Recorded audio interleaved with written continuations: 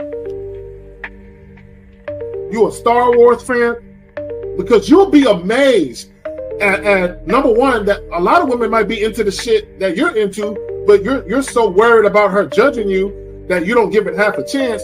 But also some of the things that you're not into, you'll be amazed at how women would want to get into it because they want to get closer to you.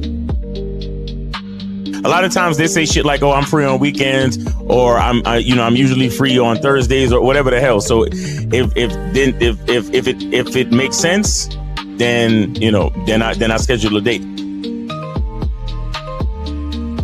If she really liked you from the get-go, there would be no reward system you would have to look for to do anything for, right? Because it would automatically be there, And I like to do this in conversations sometimes.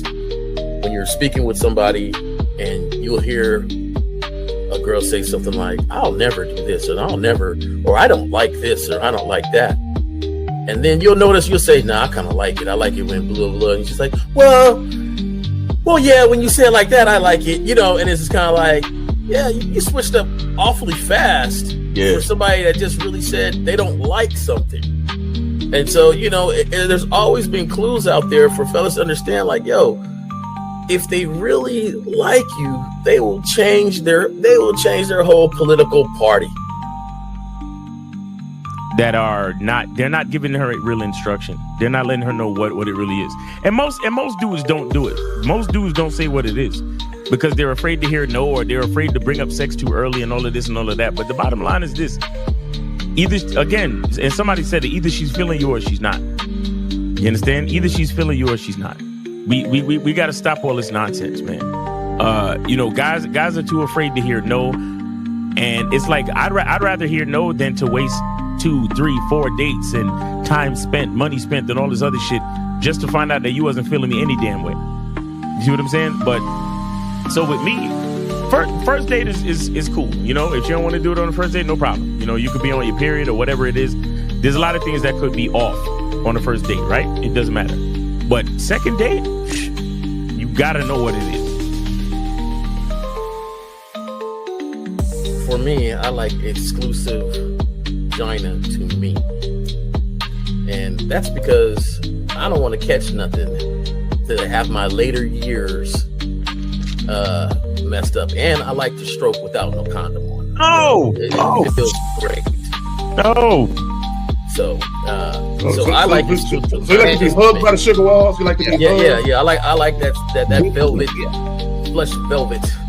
The smoothness. So, but even then, Jay Roman, I hear you.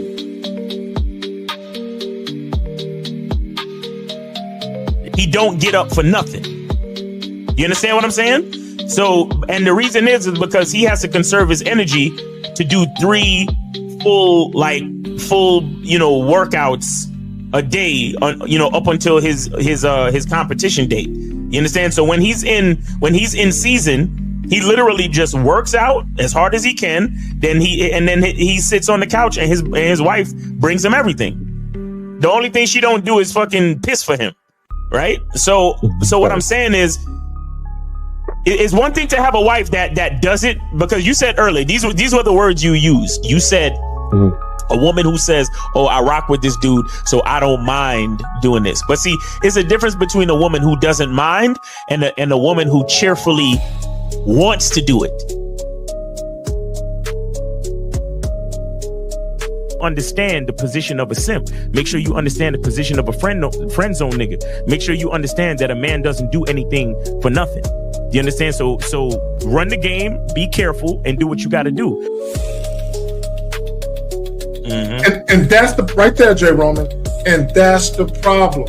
Your main chick should always be prioritized over all the new chicks. Right? The new chicks should not get preferential treatment. Right? So what would make it difficult for a lot of women is if you're giving girlfriend treatment to the new chick. Right? So this is why when you very first meet women, you have to establish boundaries and parameters where they got to earn everything. So that way, when the main chick is with you and she knows you're dealing with new women, she knows they have to go through the gauntlet too. They just don't get shit quicker. Like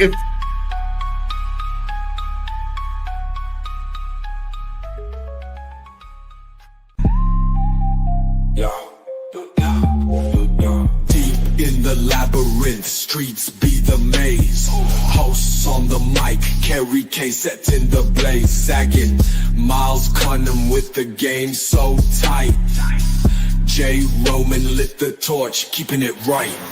Manhood's the challenge, skill set to master. In a world moving fast, gotta move faster. Trap beat, pounding 808, shake the floor. Guided by the host, wisdom like law. Kerry K drops jewels, the crowd enthralled. Words cut deep, no need for brawls. Miles Cunningham, tactics sharp like a dagger. Navigates the game, makes the haters stagger. Journey to manhood, no easy feat. Lessons from the masters, words concrete. J. Roman with the keys, opens the door. Manhood's the path, gotta crave for more. Manhood's the challenge, skill set to master. In a world moving fast, gotta move faster. Trap beat, pounding 808, shake the floor. Guided by the host, wisdom like law. Yeah. What's up? What's up? What's up? What's up? What's going on? What's good? My shit's acting janky already. What's good though? Hold on. Chilling, man. What's good, Miles, man? Chilling, man. Saturday, man. You know, doing the damn thing, spitting this game. Let's get it, man. What's going on with you? Hey, is the weather turning there in North Carolina? It's it was unseasonably warm this week, but it's still fall. You know what I'm saying? Like it's still cold at night. See, that's what I like though. You know what I'm saying? So when you have the late night rendezvous, is it's nice and cozy. See, that's what I'm waiting for the weather to turn, man. It's right around like the low mid 70s, but I need it to be like the high 60s. I need it to get there. Yeah. Nice jacket weather and shit. Yeah, high 60, 68. Yeah, that's what I'm saying. But not heavy jacket, like a light jacket. You know what I'm saying? Nothing heavy, no earmuffs, none of that New York shit that y'all used to. Nothing that crazy. Nothing that crazy, right? We got J. Roman in the building. Yeah. What's up, y'all? What's up? What's going on? Yep. Oh, let me get these phone lines on. Get it popping. While you do that, let me go ahead and throw these banners up there. Real quick, let me just shout out some folks. Danny P was good. Eugene Steele, Dukalux, Marktavius, His Holiness. A Unique, Jilliana was good with you, baby girl. Renee P. I know I saw you in here. I know, girl. I see you. Renee P. I saw me some Renee. What up? You. What's up? Welcome back, Renee. It's been a minute. Who else we got? Frankie Shop in the building. Who else we got in this motherfucker? If I miss somebody, don't take it personal and shit. Raymond Barnett was good with you, fam. Who else we got? At I85851, my bad. Boxing Plug Dave was good with you, fam. Who else we got? Dynamic Fit Labs was good with you. Was good.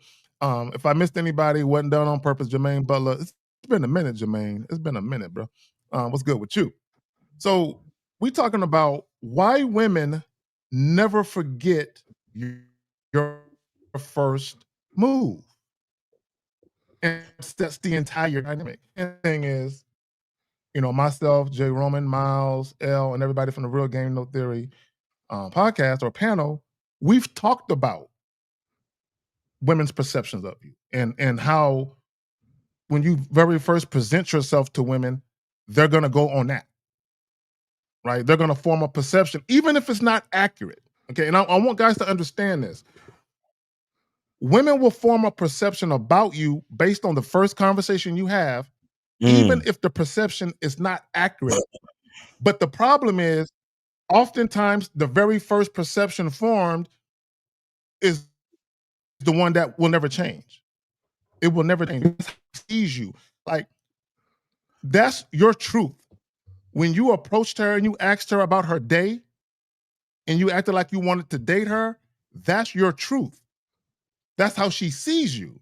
So when you try and turn the conversation sexual later on over the phone, she's like, I don't see you that way. I see you the other way that you showed me when I first met you. See, this is what guys think they can do. They think they can come out the gate being passive and indirect, and then when they think the woman is more comfortable, but it's really them being more comfortable, right? Because they're not comfortable enough to make it sexual, right? And then, and this is what guys mostly do, and women can attest to this. The average guy, when he meets a woman face to face, he don't say that fly sexual shit. Right. He'll exchange contact information, and he'll only say it over the phone or over a text. And when you do that, regardless of what you think your intent is, you look like you're scared because the woman is looking at you like, how come you didn't say that shit when we met? Why are you doing it over the phone, you pussy? Yeah, I got it. Yeah, man. First impression is heavy.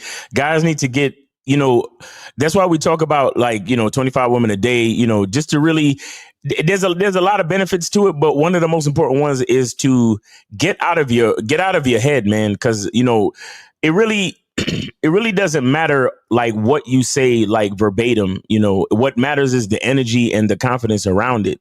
Right. So, and a lot of these guys, they say the indirect stuff, or they say the stuff that they think will be less bold or whatever, just so they could try to, quote unquote, get on the chick's good side or whatever. But the bottom line is this: you don't know that woman. You only know yourself. So you're better off just being yourself. You're better off saying what's really on your mind. You're better off just being honest. And so that first impression, at least it's authentic. If it don't land right because she got hangups, or because she has a knee jerk reaction to say no, or she has a knee jerk reaction to call you creepy or whatever the fuck it is, then let it be what it is. But at least it came out authentic, and at least you ain't got to worry about getting stuck in the friend zone and all that other bullshit. You see what I'm saying? So that's what I think guys need to get away from, or actually move closer to their masculine identity, man. Just be honest, bro. Just be like I tell guys all the time, you're better off saying exactly what popped into your mind when you saw her. You're better off saying that shit, because at least it's free. I mean, and not just free, meaning that freedom of being who you are, but it's honest. You understand? At least it's free. At least it's honest. And so you give her a real chance to react to the real you, and then you can actually make the best decision moving forward from there. That's some real shit right there, though. Jay Roman, Yeah. Just kind of add on to what Miles is saying. Being honest and authentic and being you helps you out. It's not like a fly move to make, to show people you got game. I could be myself and do this. No, it's really to help you out, because you're trying to find people that, like Razcast says, I'm trying to find somebody that understands my story, not nobody else's, not, genuinely understands me and understands what I'm going to say. If you don't do that in the course of your relationship or the course of your interaction, now the whole time is you're trying to show them the real you, when you could have got past that from the very beginning. Yeah. And that's why when people talk about like, oh man, the one night stands, and man, how did she, rock with him so quick like that? It's because the genuine was presented in the very beginning. So it was either I rocks with it or I don't. Mm-hmm. But when you put this, when you do the representative, like people say, I'm sending the representative. Now you got to break down that representative just to get to the starting point. And you muddied up the waters, because now you got to clear it out during the course of this time. And she's like, man, that's not what you seem like in the beginning. Like, what's going on here? What's going on? Oh, and you say, well, she lost attraction. She didn't lose attraction. She just wasn't attracted to the real you. Right. Exactly. There you have it. Exactly. And real quick, shout out Duke Lux for the 100 Norwegian Chrome coffee or two. Yes, baby, espressos, dark and strong like me. Now, but I would tell this, guys. This is what I want to point out real quick. Okay, well, Bucket, I'm zagging. Hold on. You have been. Am I still zagging the whole time? Yeah. I know. Y'all saying, look at Miles. Miles, a young nigga. We know, dog. All right. So anyway, look. Okay, real quick, guys. If y'all have a question, put a Q in the chat followed by your question. Also, the call-in line is up 1-844-672-7300. 1-844-672-7300. And this is what I want to point out real quick. Hold on, let me get to right there. Because I want guys to understand this. Your first impression isn't just an introduction. It becomes the truth she believes about you. The first time you step, like even, and for any guy that ever got accused of being a player and you wasn't, like you wasn't a womanizer like that, but you got accused of being a player and a woman never let you live that down because she believes that about you. Even if it's not, girl, I don't be doing all that. It doesn't matter what you say. There is something you said in or did, or there's a look about you. There's something about you where she believes that. Yeah. Right? Just like a lot of you guys, when you say, no, girl, I just don't want to fuck you the first. There's something that you're doing where she believes the first truth you spoke. And here's the funny part. It might not be your truth. Okay, and this is what I mean by that. For you guys that are indirect and passive, and you ask women out on dates, and you really don't want to do a date, you really want to fuck.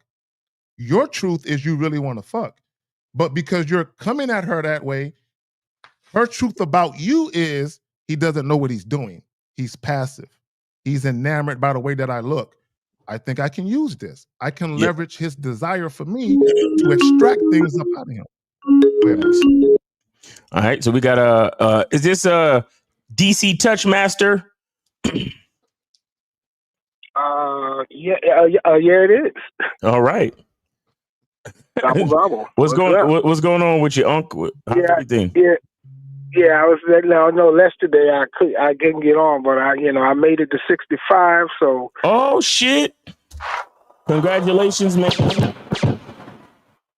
Congratulations, man. Cigars for you for making it to another personal New Year, brother. Yeah, that's right. And blue and yellow and all the pills free. And yeah, but it's very interesting when I like you said, your first impression, I guess you're saying, when you first meet women and they have an impression about you, it's interesting. If they say something about you very first, they're gonna, like you said, they're gonna stick with that every time they see you. That's what they're gonna look at you as until you move differently on them. Right. Until you move differently on them. I got a situation now, the Ethiopian little girl. Well, here's the problem. No, touch me. Here's the thing. No. So here's the problem with moving differently. Remember how you presented yourself initially, that's your truth.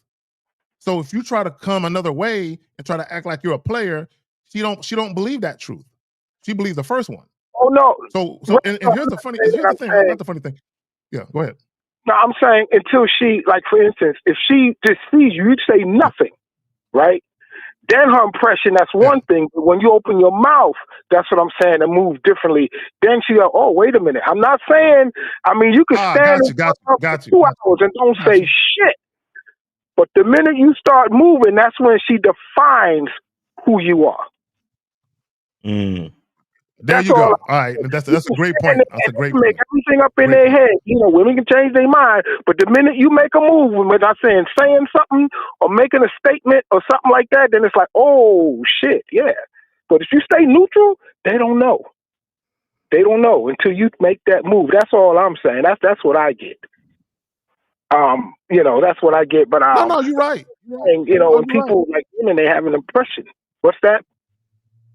Well, even saying neutral is a statement. No, you're right. Like the way you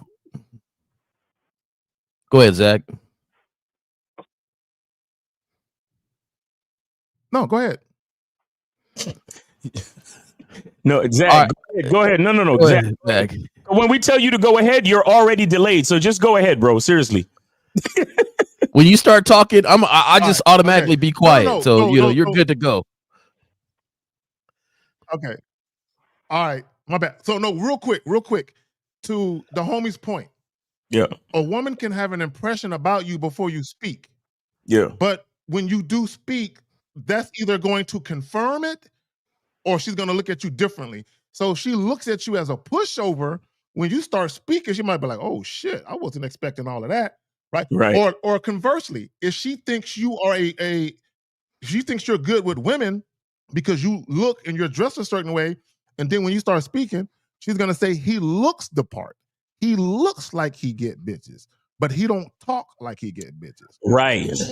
Right. Go ahead, Touchmaster. Yeah, that's the point I was making, Zag and J. Roman and Miles. That's the point I was making. Like I said, there was a young lady in the store, 7-Eleven, a little Ethiopian, a little nice thing. And for years I get in there, and every time I come in there now, she'd be giggling. And she said she's married and this and that. And I would be messing with her like, and this is what changed the whole dynamic. I told her one day, I said, look, are you married? She goes, yeah, I'm married. I said, give me my phone number back. And she busted out laughing. Yeah, she busted out laughing. She busted out laughing, right? And I said, you married? Yeah, you're not married. You got any kids? No, I ain't got kids. I said, okay, well, look, you need to still, call me, get the phone number. She goes, I'm married. I said, you ain't married. So she showed me her husband, all that shit. And I looked at her and I said, look, I said, come here. She goes, what? I said, she bent over and I said, I don't care if you're married or not. Give me my phone number back. And she was like, and then the kicker was, and this is what I'm saying, not being who you are and being comfortable who you are. We talk about kids. She goes, you have kids? I said, nah, I don't have kids because CVS and 7-Eleven was open 24 hours. And then she was looking at the air like, what is he talking about? And then boom, it hit her. And she said, well, you can still have kids. I said, you know how old I am? And she looked at me. She goes, no. I said, how old is your father? She said 66. I said, I'm 65. And she go, what? My father drives he have two jobs. He drives bus and drives cab. And he walk like this, like a Frankenstein. I said, hey, well, there you go. And she was totally fucked up. Now, every time I come in there, I get free coffees and little shit. Because now she's like, what the fuck? Yeah. And this is what I do. So I just tell the truth and let them know this is what you get. This is how you present yourself. This is how I present myself. Ain't no shame in my game. I'm proud of who I am, and I let them know I'm still working. Yeah. Hey, real quick. Do you know why he was all busted up, walking old like Frankenstein? Because he put that woman first. He started working them two jobs. He's working them two jobs, working his finger to the bone. No, I'm serious. I'm being facetious, but I'm being serious too. A lot of older, if you think about it, this day and age, guys in their 50s and 60s move like guys in their 30s and 40s. But back, 20, 30, 40 years ago, when, people aged horribly. Like, dudes in their 60s looked fucked up. Like, I remember being in my 20s like, yo, man, I don't want to make it to be that old. But I'm right around the corner. So I'm like, I'm here, right? But again, if you think about those men, our grandfathers, our great-grandfathers, they worked themselves into an early grave to provide for women, bro. I can't do that. But y'all got it. Yeah, man. And one other thing, I don't know. I think I shot y'all that short before I get off the phone. This is how did y'all get that short I sent y'all about road rage? How to prevent road rage? Did y'all get that? I got it. I might do a joint on it. Yeah. Because it's funny when the guy just rolled down the window and the white guy was telling him, I tried to move over this and that. And the brother's like, look, my bad, bro. I ain't getting no pussy this morning, and this and this and that. And the white boy looked at him and said, fair enough, and rolled the fuck out. All right, y'all. I'm out. That's what happened. I'm out. Have a good Saturday. And this game, y'all. I appreciate you, bro. And congratulations once again for your milestone, brother. Cigars to you. Thank you, brother. Thank you. All right, man. Stay strong, man. Stay good. Be safe. All right. So guys, call in 844-672-7300, 844-672-7300. Real quick, shout out Eugene Steele with the 10. He says, I've been all over the YouTube streets, right? Hearing these, CCs talk about relationships, dating issues. Jan, Steve, Lucario, Fifth, Rosebud, and Justin are the only ones who are actually providing solutions. Well, here's the problem, okay? And I'm sure we've all noticed the same trend. and you have men and women, it's both men and women, and you have these co-ed groups and panels which are worthless. All they do is talk about a bunch of shit.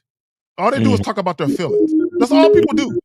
Talk about their fucking. Nobody want to hear about the solutions. We want to hear about, can we fix it? We don't want to hear about how you feel about it. Go ahead, Right. fam. All right, we got 980. You are on live with the Manhood is a Skill Set Show. Name, age, city, and how can we help you? Happy Saturday morning to you, fellas. This is Israel with the Z, 26. Israel, what's going on with your brother? How you doing, bro? Man, I am grateful to be alive. It is great weather out here, nice and sunny, 75 degrees. There you go. Floating through life, nice, cool, calm, collected, like nice breeze, man. So I'm feeling great. That's what's up. But yeah, I'm glad you guys did this topic, and I have to chime in on this one. Pretty much, talking about how you first step to a woman and the first impressions that you make.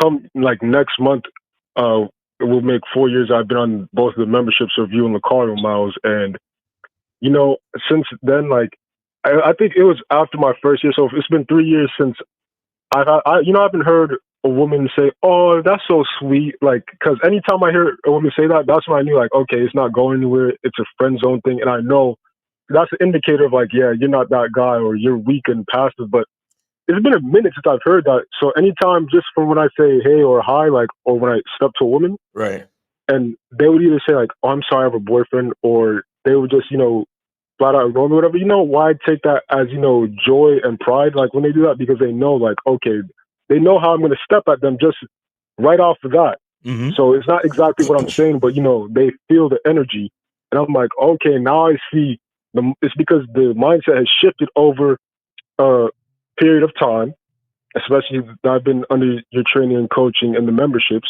where it actually makes sense why the mindset has to take place, like the mindset shift, because then the action and everything else follows suit. Number one.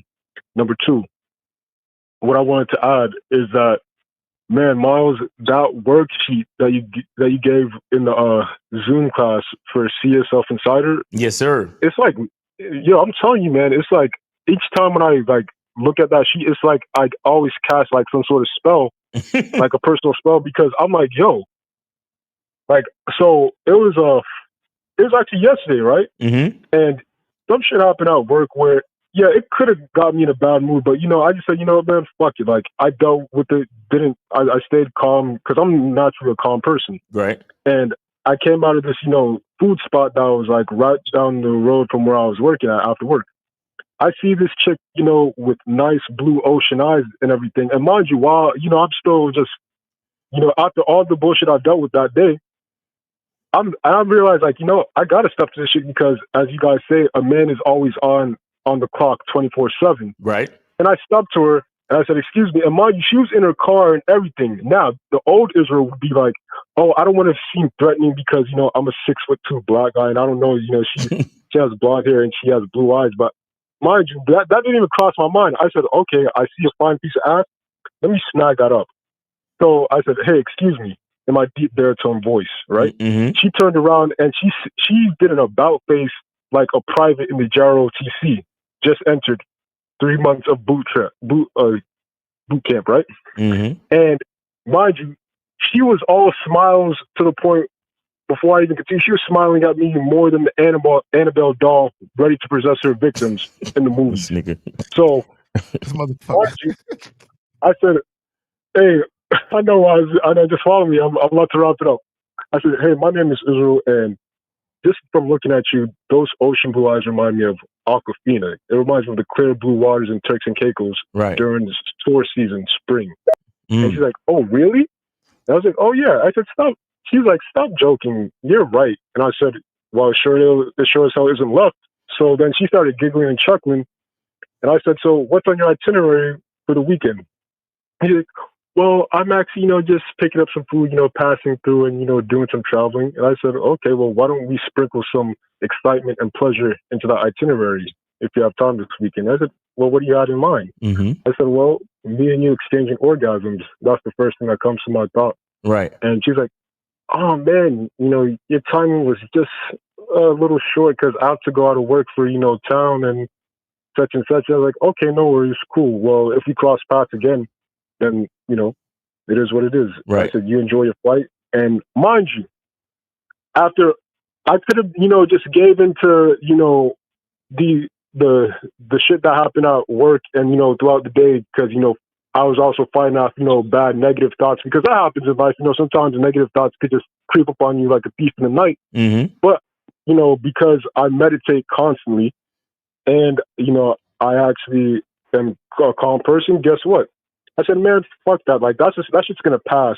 And, you know, that's not forever. That's just a temporary moment. And men don't act on emotions in a temporary moment that's never going to occur, you know, like instantly again, because we deal with that shit and we move on. Right. So why do I say this? Because as Kay Zag was saying, it's all about, you know, setting the precedence, setting the tone for how things are. Like, you dictate the tempo, you dictate the cadence and the pace. So that's pretty much what I want to share too. And last but not least, and I'll wrap it up. I want to just give shout out to, you know, you, Miles, and Kay Zag, you know, my mentors in the game and my coaches. Yes, sir. I really appreciate what you're doing. I'm about to get ready to lace up my boots, go out there and hit the pavements, because, man, this learning this game and implementing it is a fucking passion, man. And I love this. And Kay Zag, I'm going to schedule a coaching session with you if you're available today and everything, because there's still some things we got to clean up on just a little bit. Because I know, like, I'm right at the cusp of getting to where I want to get to, but I'm self-aware to know that, yeah, like, there's still a few things we got to clean up on. And Miles, I can't wait to see you in the Monday night Zoom. Yes, sir. Man, those things are Monday night Zoom and hard hitting. Yes, sir. So thank you, guys. All right, appreciate you, brother. Enjoy the show. Yes, sir. Appreciate you, Israel. Take it easy, bro. Have a good weekend. Yeah, you too, man. Right. Appreciate you. All right. All right. So we got 352. Go ahead and call back. Israel, let me give you a little 447. Go ahead and call back. Israel, if you still listen, let me give you a little bit of game on those type of interactions. Before she leaves.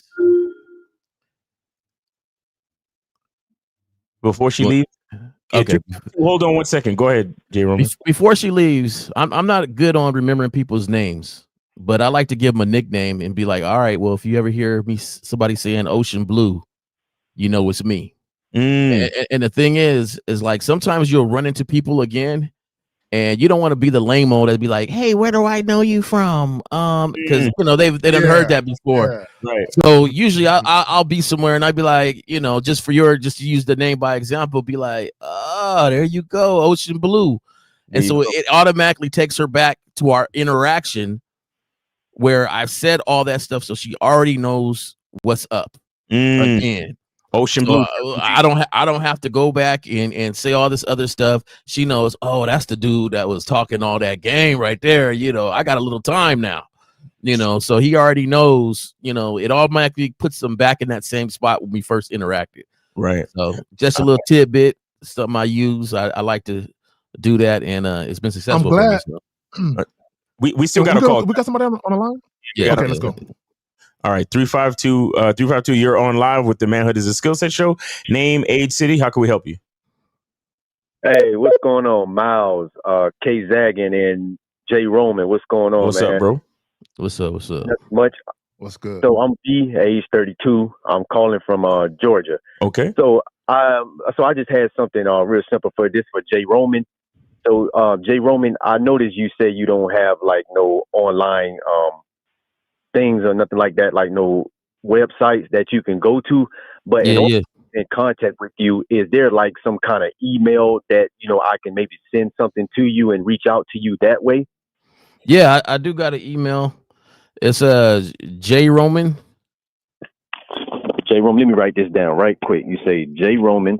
Yeah, let me go look at it too to make sure I give you the correct one, because I had a couple already. But let's see here. Let me pull that up. It's called J Roman Way. J Roman Way. At gmail.com. And the J is just the J, not Jay, but just J Roman Way at gmail.com. Thank you. It's on the screen. Renee P put it up there. Okay. All right, then. Well, yeah, I appreciate that. But also, too, since I'm on the phone, I want to piggyback off of what the last caller had mentioned, Israel. Yeah. So, yeah, when he also just mentioned about when a woman say something like, "Oh, you sweet" and stuff, that's the same way I think. I don't like to hear that. Yeah. That's when I start to get in skepticism, and I say, "Oh, I don't know about this now." You talking about you sweet and want to grab your face and all that kind of shit? No, because hell no, absolutely not. Yeah. Huh? Yeah. We I agree. don't like them words. I don't like the word. You're kind. You're nice. You're sweet. I don't like them words. Yeah, man, and want to grab your play with my beard and all that kind of stuff. Like, come on, man, don't do that. Like I was on a date and a chick did that. I said, come on, relax. Don't touch my beard. Right. And it must have rubbed it the wrong way, but I didn't really care, man. Nah, caller. Here's what you do. The next time that happens, you tell a girl, listen, women only get to play with my beard while we're laying in bed after finish fucking. Yeah, that's the only time you get to play with my beard. Okay, shorty. So understand, like, if you really want to play with my beard, we gotta get some things. We got some prerequisites. We gotta look after first. You get what I'm saying? Like, put it to her like that.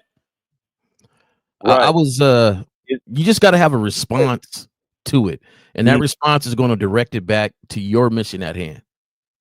Right. So you can never get flustered by what they do. Like I got dimples, had it my whole life.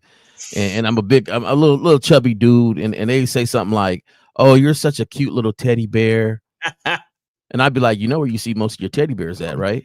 And they'd be like, "Where? On the bed." On the bed, bitch. Yeah. So like you just got to redirect it to your mission at hand. That's what and that's the thing, because your looks alone, people don't understand. Like, you might not have seen her, but she might have seen you already. Your looks alone says something. And so when you have that interaction, you just got to tell her, like, look, I may look sweet, but there's a bitterness to me that you would like, you know? So it's just, you got to have a response. And one girl told me one day, she said, "Damn, you always got a response for something." And I was like, "Yeah, you know I do." That's goddamn right. That, so. It's called being witty. Right. But even if a woman says something like, "Damn, you fine," well, I'm even finer when I'm naked. You want to go to my crib and see for yourself? Right. And to your point, and always redirect the woman back to the task at hand. What's the task? If you're sexually attracted to her, the task is to drop off heavy dick. That's the task. So always redirect the woman back to the task. We call it back in the day, sticking to the script. What's the script? The script is to fuck the shit out of her. And she's going to remember this dicking, right? That's the script. So let's get to it. That's why I never like that question when you on the phone. They're like, "Hey, what's your favorite position?" I would tell them my favorite position is in, because it don't work unless it's in. We getting to it. Okay, so we're gonna be doing multiple positions. So let's cut that out. Right. That's what's up. Right. Yep. Yeah. It's all. And Jay Roman, what you did was, which real quick, caller, my back. There's a delay. I'm gonna say this and pass it right back to y'all. I want to say this. Jay Roman, basically what you told her, fuck all that talking. I'm about that action. And all you men need to do the same thing. You got exactly. So yeah, caller, you good? You got anything else for us? Yeah, I was about to say, it's almost kind of like in general, just people in general. You know how you get that one person, right? That's always like, "Dang, you a cool ass man, you a cool ass brother, you a cool dude, man, you cool." And you think that, but then once you start to come being around that individual for a while, you start to find out something different. You know what? He's a straight fuckboy, man. I thought he was all right with me, but you a fuckboy, or you got the person that's a straight asshole, and you be like, "Okay, I can tell you right now, this shit ain't gonna work between me and him, me and this individual." But after a while, when you start to really, just somewhere, you might even get into a fight with this individual, but later on, it'd be like, you know what? Me and you had our fight and stuff. I don't like this shit. You don't like this about me or whatever. But at the end of the day, I can respect that and stuff. And there you go right there. So it's kind of like go the same way with women and stuff, instead of getting drawn in, because you start to seek the good hospitality and stuff. Because that sometimes that can really throw you off and stuff, So. Yep. Facts. Yeah, man. But any true game can be used in every situation. That's why game is not about just women. It's about the way you live. Right. So, this goes across the board. Having game is also real quick. My bad. when we talk about having game, it's also about influence, bro. When people are fond of you and they are in position, there are people in position who can help you immensely, and there are people who are in position to keep you from getting caught up. There were times, and I don't want to get into the specifics, but there were times where, because I knew the people I knew and they were fond of me, and I knew I had their ear and I knew I had that influence, there were times where I could have went to jail and didn't go. You know what I'm saying? Because I knew people. Because I knew people who were in position, and because they were fond of me and I knew they were, I just used the influence like, yo, look.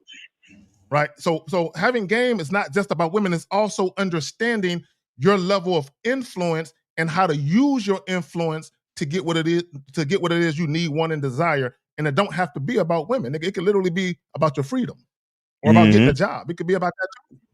Real talk. Yep. That's just how it is. And the thing is too, if you just a person that you just naturally, just that person that, you got humanitarian spirits, but you're not trying to be more than what you is and come off as a thug and everything. But that's kind of different. But I'm saying, like, trying to be that to try to get sucked in and you really it's a lot of fuckery behind you. Yeah, nah, that won't work. So, but yeah, man. Do you find yourself around a lot of situations like that? I would say, from time to time. But see, the thing about me, man, I'm like a very observant individual, so I don't get in too good, because it's like, I'm supposed to be like, hey man, yeah, but dog, just hit me up, man. Come, yeah, this weekend we about to do something, or hey, we got a party, bro. Like, yo, y'all, I fuck with you, dog. Come hang out with me. I'll be like, nah, man, I got something to do, or I just say, nah, I'm unavailable. Because like if I've been around that individual for a while and I really watched and peeped the game, and I say, okay, I see what kind of individual this is. I say, all right, he might be all right with me. Then I do that. Versus some people say, nah, nigga, we got to have fun. But see, I can go have fun by myself. You see what I'm saying? And like, I can get a kick. Like, I can, like, listen, I literally go to the movies by myself, or like, some people get out of place about taking a vacation for yourself. I do shit like that. Like, I've actually taken a couple road trips by myself, and it didn't really bother me. But versus people like, how the hell you? I do too. Damn, you don't go nowhere. What the hell? Yeah, what's wrong with that? Hey, real quick, caller. I will go to a bed and breakfast with a fireplace and a fucking bear rug by myself with the robe and everything. Nigga, sit out on the balcony by myself. I most certainly will. And look at the horizon, look at the beautiful Texas landscape and hill country, look at some coyotes running wild around some cactuses and shit by myself. You know why, caller? You know why? Because there's nobody there trying to get me to talk to him about some bullshit. I get to just enjoy peace and tranquility. What are you doing talking to a bitch about nothing? Nah, I just caught something, caller, and I listened to like Miles coined he coined it right, coined it right when he say your words, your language exposes yourself, and what I caught was negativity, right?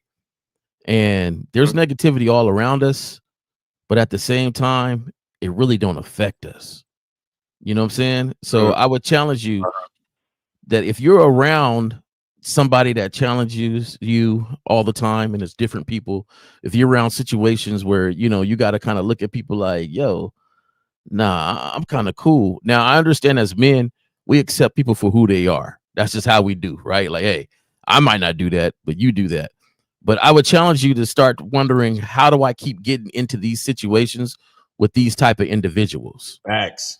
And a lot of times it's something that we're doing or allowing to be happy. Like, I'm a person that gets along with everybody, but at the same time, I realize I can't get along with everybody.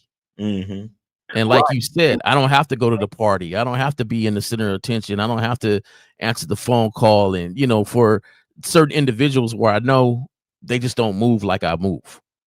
Like, there are certain people that I can't kick it with.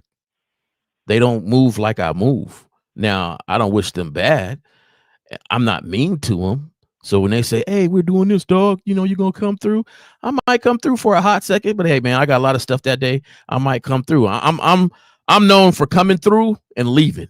Mm-hmm. Like, dog, you leaving already? Yeah, man, I have Real some other quick. stuff, but I want to come through. I appreciate you inviting me and everything, man. Hey, man, your spot real nice, man. It's real cool. You know what I'm saying? Hey, have a good time. Hit me up. Boom, I'm out.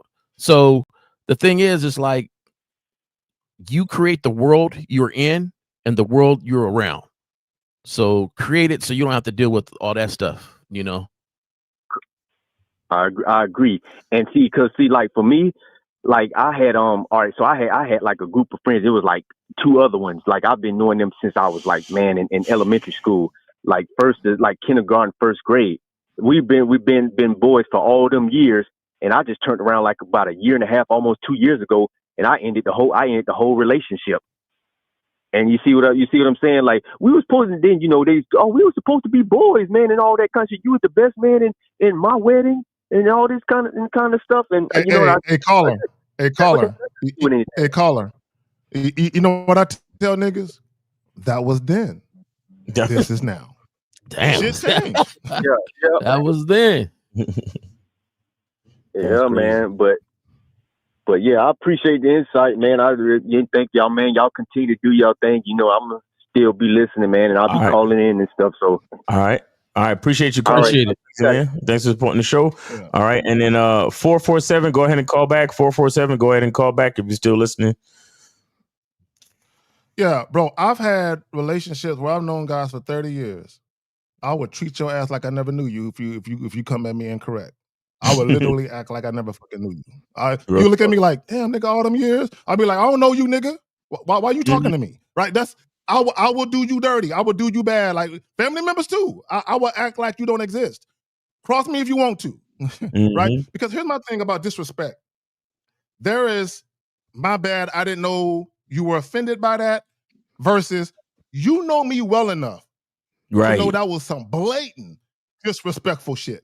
So if you do some blatant disrespectful shit to me, my thing is you're telling me I don't fear the consequences or the repercussions. Oh, you don't? I'm gonna show you. I'm gonna show you how severe they're gonna be, right? Because I gotta get you back twice. I gotta get you for even thinking about doing it. Then I gotta get you for actually taking an action to do it. Like, how dare you even let that shit cross your mind when it come to me, right? I'm gonna make you pay the price, right? But anyway, let's get to it, man. We good on calls though? Yeah, we good on calls. Hey, Zach, I agree, man. I work on malice, right? I do. If somebody did something to me, but they didn't mean to, like one time me and this roommate, we was renting an apartment. This is, I decided I'll never live with nobody else again, right? So, I will pay for my own spot. I don't care how many jobs I got to work. I don't want a roommate. But at the same time, when you're young, you get a roommate. Help split the cost. Man, we ain't even in the spot less than 4 months. He talking about he can't pay rent. Whoa. Yeah. And I'm like, dog, what you mean you can't pay rent? He had lost his job. Some things was going on, It's not like he went into the apartment saying, I'm about to fuck Jay Roman's credit up. Right? You know what I'm saying? He was trying to make it happen. I'm still not happy with it, but it's not like I was in his crosshairs and he was trying to shoot me down. But if I think that there is malice and it's FJ Roman Day, oh no. Nah. Oh, it's up. It's on and popping now. It's on. It's on. So, and then I compartmentalize. I don't know if everybody do that, but everybody ain't my friend. They're acquaintances. And I think people need to realize the difference between on how you label people in your life. It's your world. You do the labeling for your world. Yep. So there's people that I haven't spoken to in years or seen, but if they call me, I'll help them out because we have that type of relationship. But at the same time, they're still compartmentalized in my life. Like there's some people like my cousin, man. Me and my cousin, we've been rocking with each other for years, right? Call up, hey, I need this. Can you help me? Yeah, sure. No doubt. No, I got you.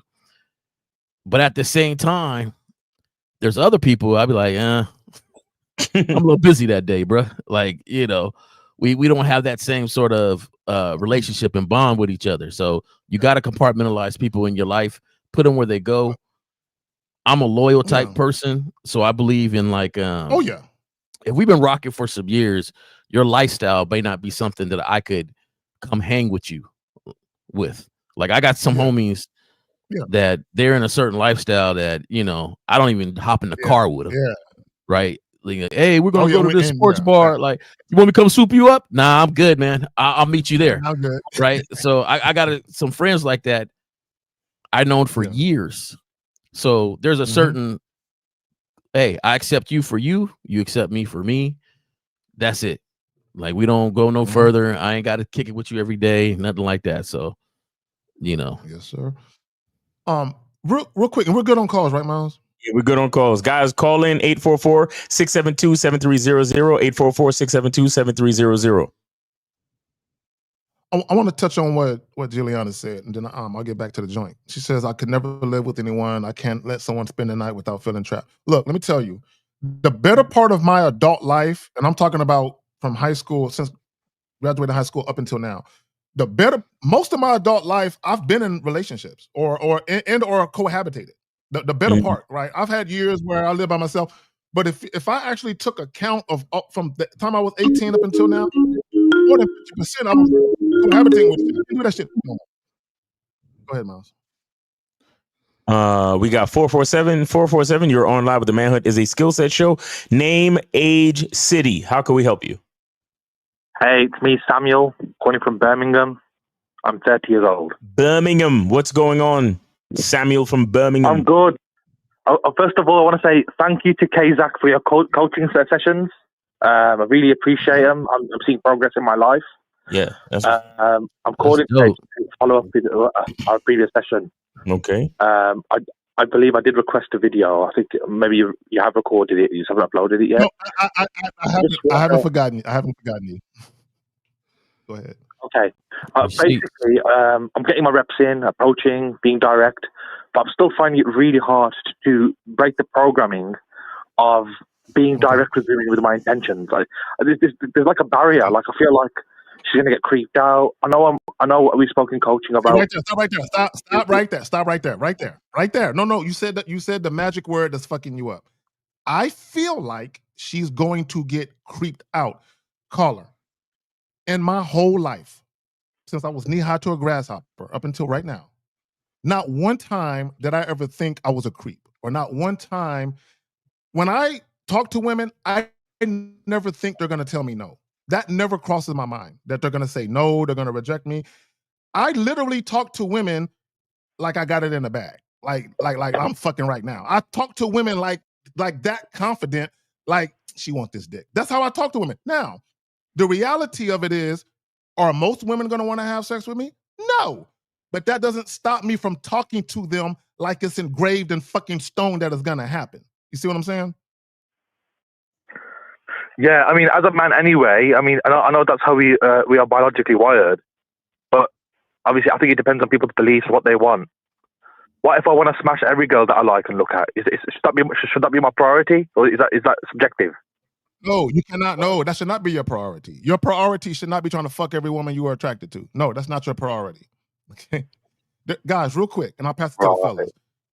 There's nothing wrong with you desiring to have sex with women you are attracted to, but as a man, you have to know you're too valuable and your time is too valuable to entertain all women you encounter.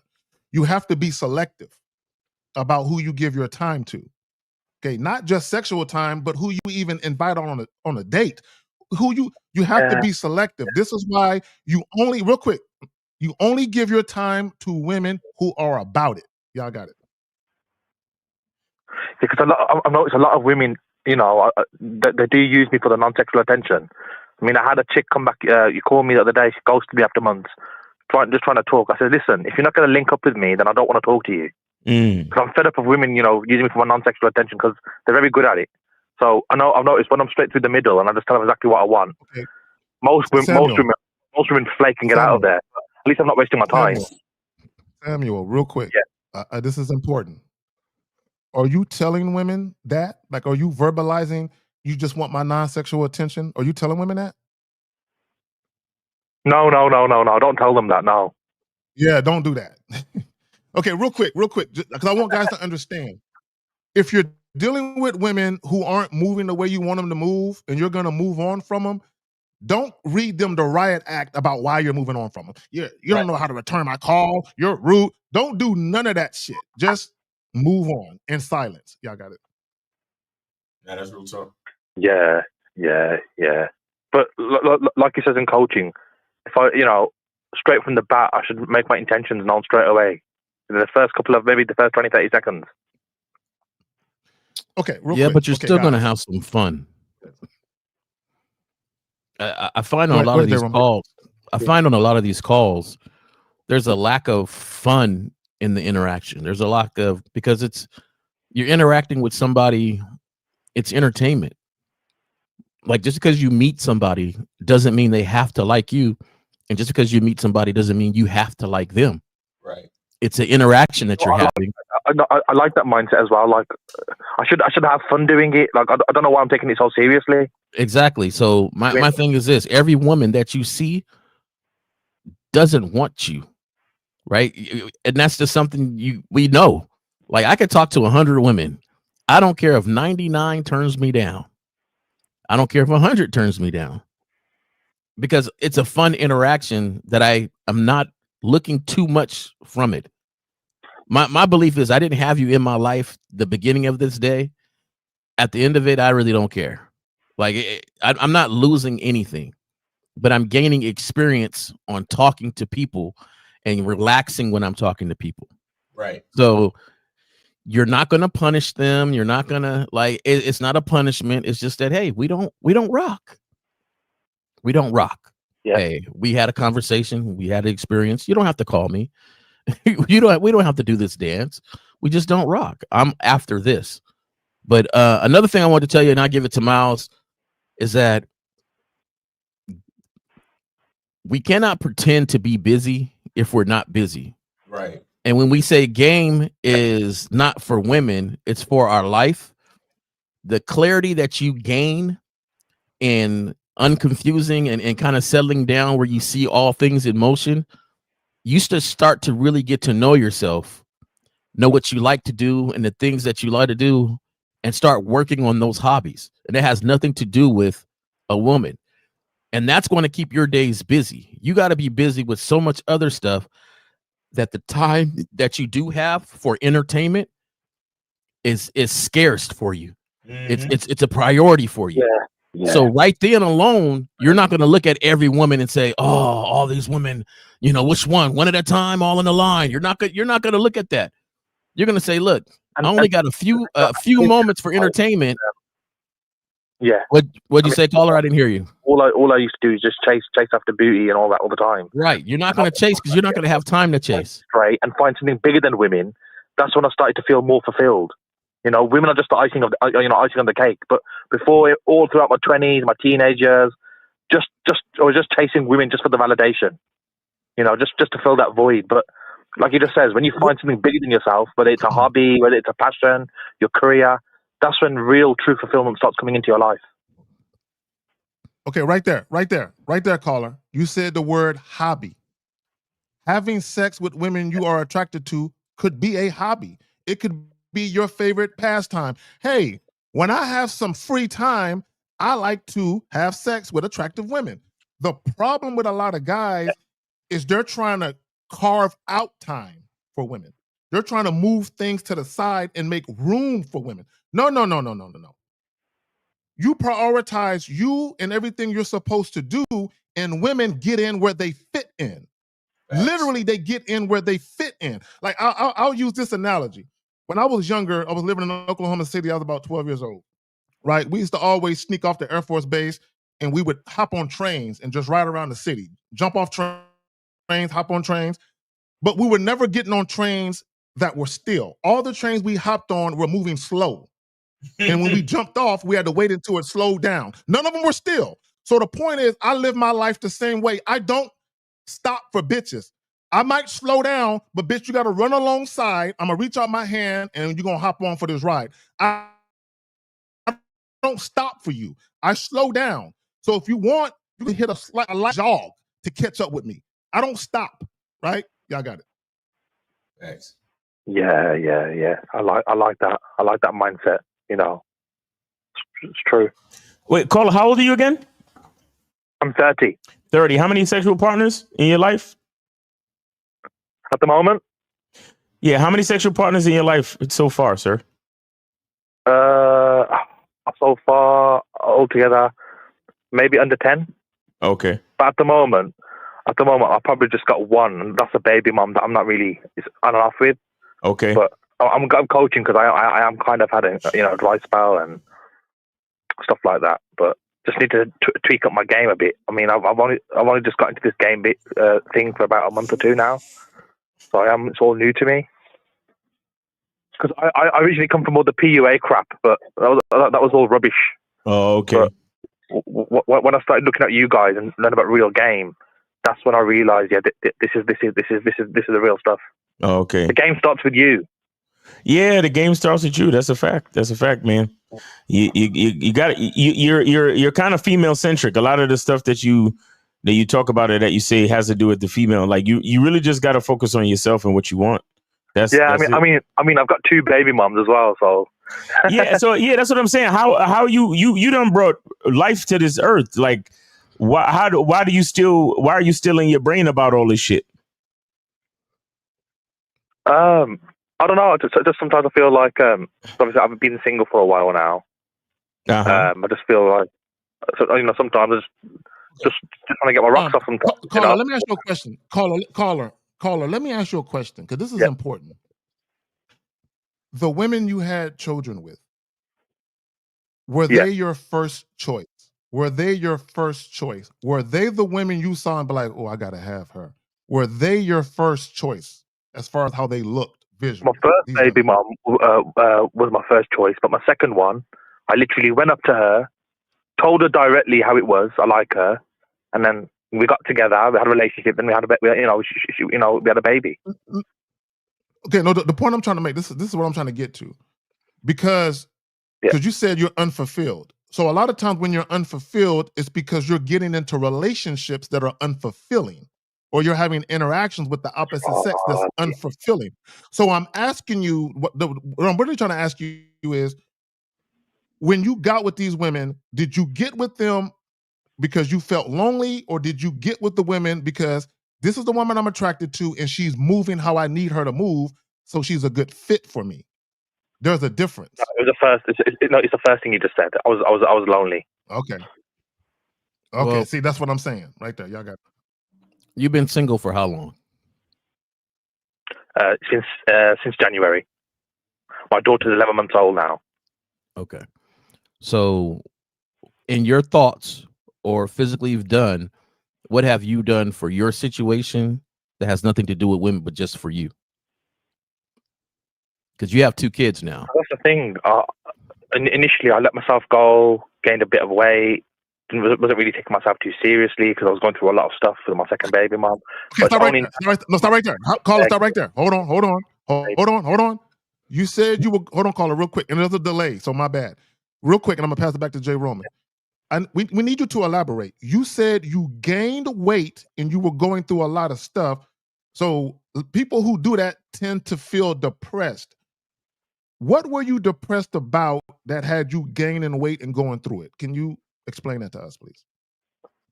I mean, I don't know how explicit I could keep it on here, but my second baby mom, she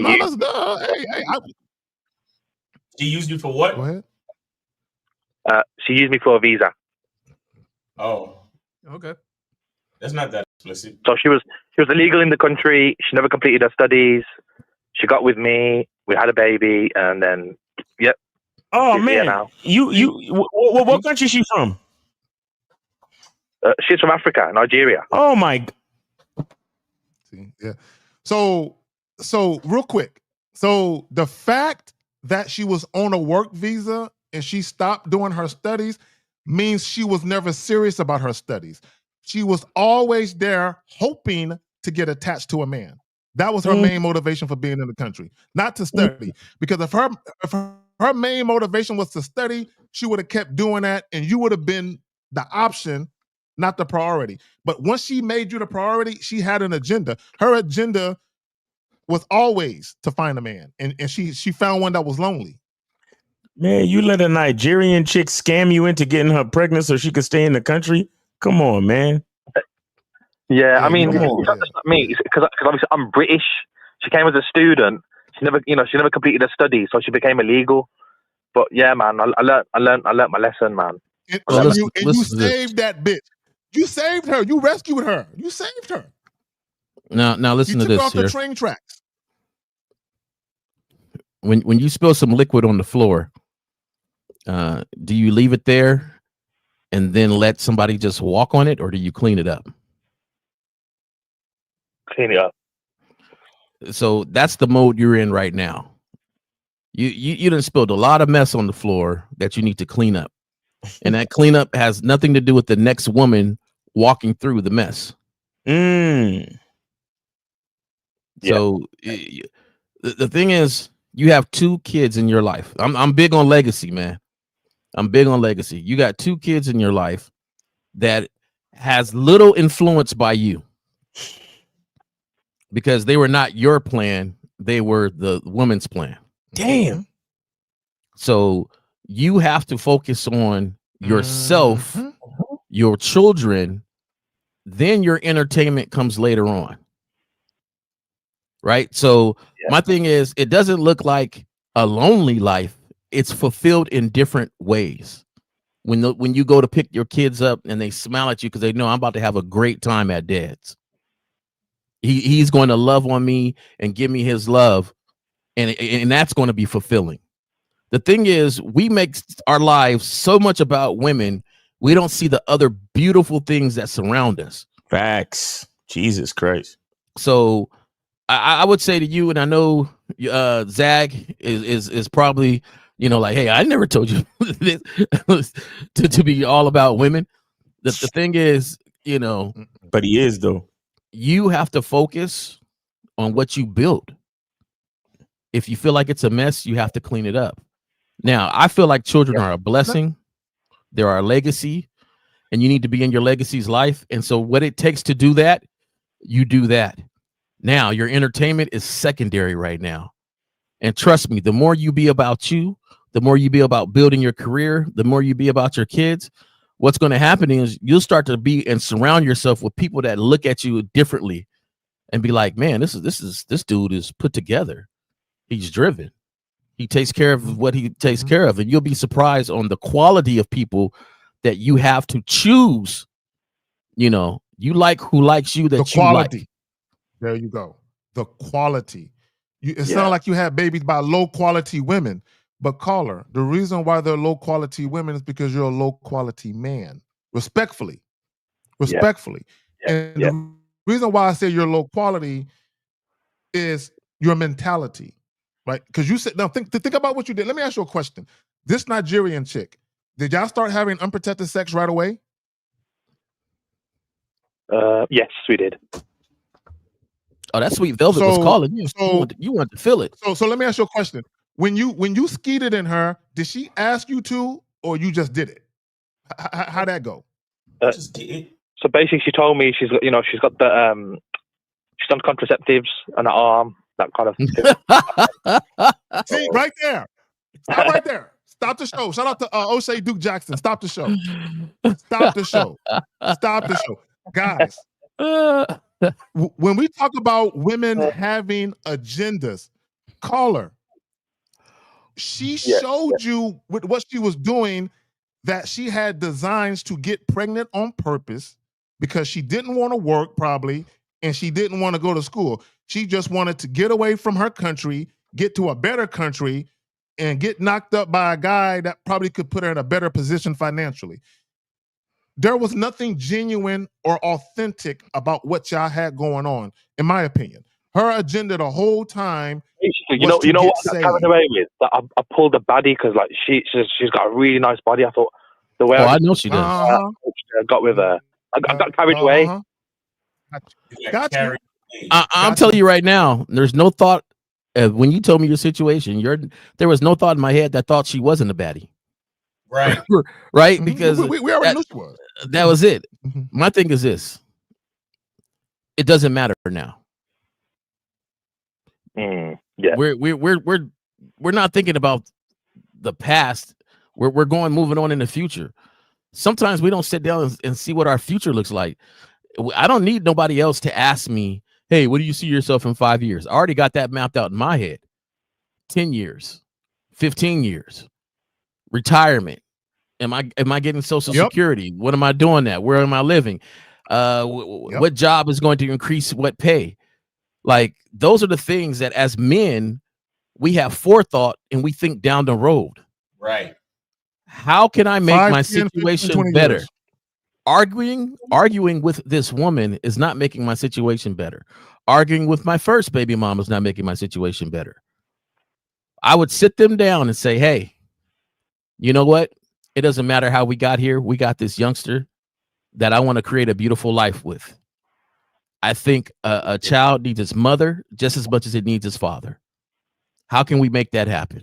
Let's make that happen. I mean, even in our coaching sessions with Isaac, he was telling me, like, even me, I kept attracting broken women, and I was just the captain, kind of save a whole guy, trying to fix them and all that. Because you're broken. Hold on, caller. Hold on, Zach. Hold on, man. Okay, and now you know, I'm not gonna lie. You upset at me, and I don't like to be upset too often. Here we are talking about your kids and your future, and the first statement that comes out of your mouth is, I was attracting these type of women. Why are you still focused on women? What is your next statement? Your next statement should be about your future and what you plan to do to make it a better life for your kids and you. And you see how I said kids first, then you. We make these decisions, but our kids pay the cost for them because we don't want to grow up and take care of them and do the things we need to do to have these little ones smiling in a beautiful world. The first thing they worried about is their mom and dad not being together. Like, come on, man. You're 30 years old. Your time to have fun and run around and do all this stuff, it's done. It's because you chose to change roles. I'm no longer a kid anymore in this world because now I have a kid to raise. So let's get that together. You're 30 years old. Yeah. You got a lot of life to live. You got a lot of years with these kids to appreciate and to say, my dad was great. He wasn't with my mom, but man, I had a wonderful dad. Yeah. Make that a focus. I'll keep your day busy. Yeah. I agree. Your kids should be my babies are here right now. My kids are here, my boys are here right now. Look after my children. I make sure my children are all right. You know. All right is cool. But I can tell you so woman-centric that you'll get a babysitter to go on a date instead of spending the time with you. You wouldn't do it? I wouldn't do that.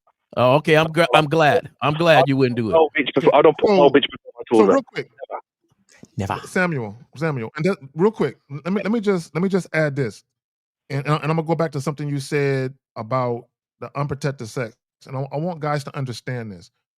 When you're just meeting a woman and she's allowing you to hit it raw, you're not the only one hitting it raw. If she allowed you to skeet in her, you're not the only one skeeting in her. She been wanting to get pregnant. Chances are the guys before you, some guys were smart and said, nah, bitch, I'm wearing this condom. That's why when she met you, she wasn't pregnant yet, because some other guy said, I ain't doing that shit. And then she met you and you said, okay, okay. And just busting all in the motherfucker, shooting up the club. And my thing is, I want guys to understand something. Women are not infallible, meaning they're not perfect, meaning women are highly capable of fucking lying to you. So the fact that a woman tells you, first of all, and I want guys to understand something real quick. I want to make this point and I'll pass it back to y'all. This is why I only fuck with women that have shit to lose.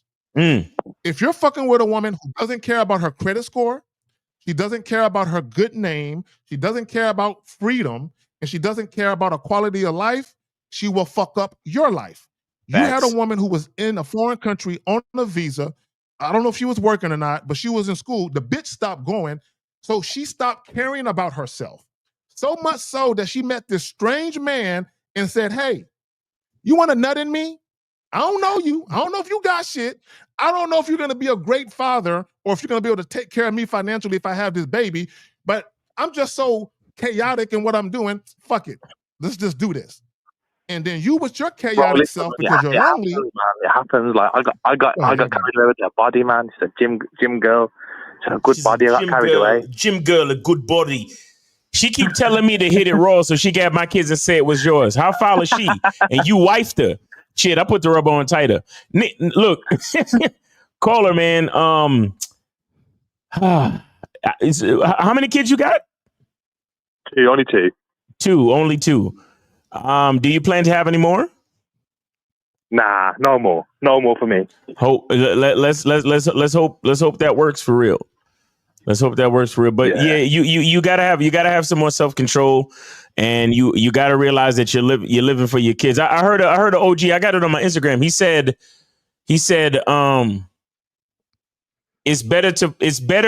it's more important to find a mother for your kids than it is to find a girl for yourself. So you see, that's a fact. So your issue, that's why you nutted into the badass Nigerian, the sexy ass Nigerian, because you was focused on getting a bitch for yourself, not realizing that you got to really look at her character to find out if she could be a good mother for your kids. Because her being a good mother for your kids is gonna last forever. But that's the thing. Listen, looks are gonna fade. She wasn't contraceptives, right? She was actually all right for about a year. I was with her for about a year, bro. She was literally, she was so serious about staying here, but she put on an act for about a year. As soon as she got pregnant, that's when she changed, man. Okay, but no, stop right there. No, real quick. Hold on, Roman. Hold on. No, she did not change. She was the same person, bro. Real quick.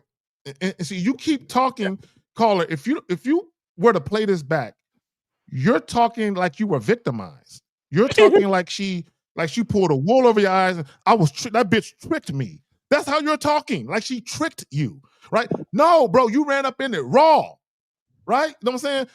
You were dealing with her on her terms from the very beginning. Are you with her now? She didn't play you. You played yourself.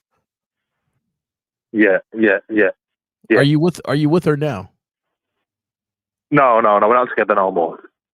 Okay, so what caused you guys to break up then if you were with her for a year? So after she gave birth, that's when she turned on me, saying she doesn't need me anymore. So she tried to falsely accuse me to authorities. Caller.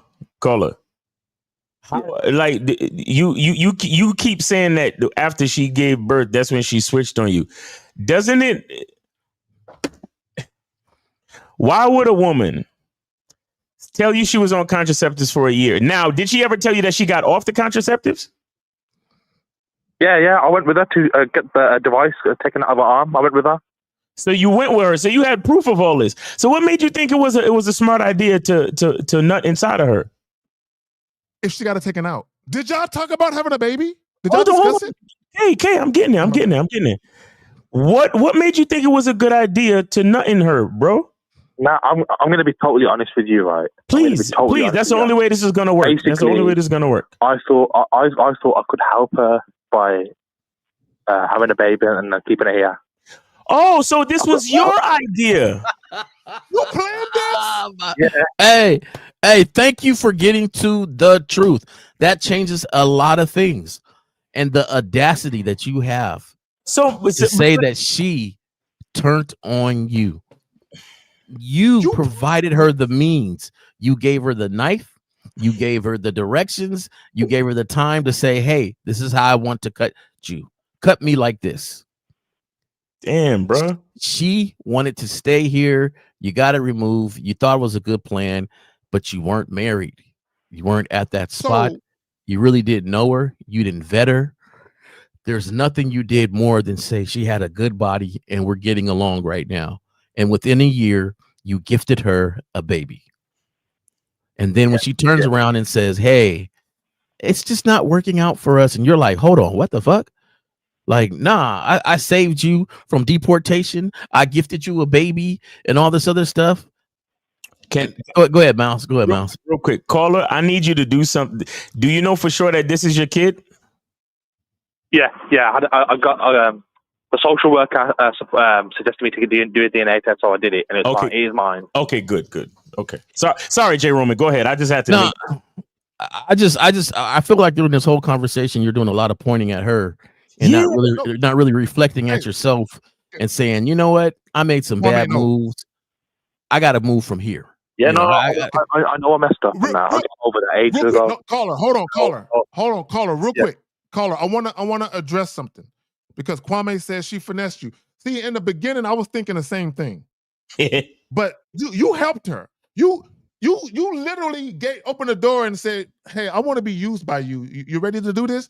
Call her because she said she was on birth control and she told the truth. She was because she just wanted some raw dick. She just wanted some raw. She was telling the truth.